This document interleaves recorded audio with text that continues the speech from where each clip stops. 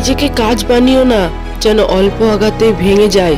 নিজেকে প্লাস্টিক বানাও যেন লোকে দুমড়ে মুচড়ে ফেলে দিলেও তোমার অস্তিত্ব কোনোদিনও নষ্ট করতে পারবে না।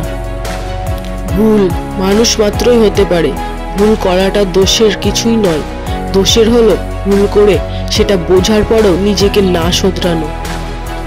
মাঝে মাঝে কষ্ট পাওয়া ভালো, কারণ কষ্ট মানুষকে বাস্তবতা শেখায়, ম্যাচিওর বানায়, যে কোনো পরিস্থিতিতে মনের জোর বাড়ায়, একা বাঁচতে শেখায় এবং আপন মানুষগুলোকে চেনায়। 60 বছর বয়সে কোটি টাকা দিয়ে কি হবে 25 বছর বয়সে যদি শখের জিনিস না পাওয়া যায়? কারো নোংরা ভাষার উত্তরে তুমি যদি নোংরা কথা বলো, কৃতিত্ব তারই, কারণ তোমার মতো শিক্ষিত মানুষকেও তার স্তরে নামিয়ে আনতে পেরেছে। খুঁত সবার মধ্যেই থাকে, কিন্তু মানুষ সবসময় সেটা অন্যর মধ্যে দেখতে পায়। কাউকে সমালোচনা করা যতটা সহজ, তার জায়গায় দাঁড়িয়ে তার পরিস্থিতি বোঝা ততটাই কঠিন। জীবনে একটি মানুষ দুইবার বদলে যায়, যখন তার স্বপ্নগুলো পূরণ হয় আর যখন তার স্বপ্নগুলো ভেঙে যায়।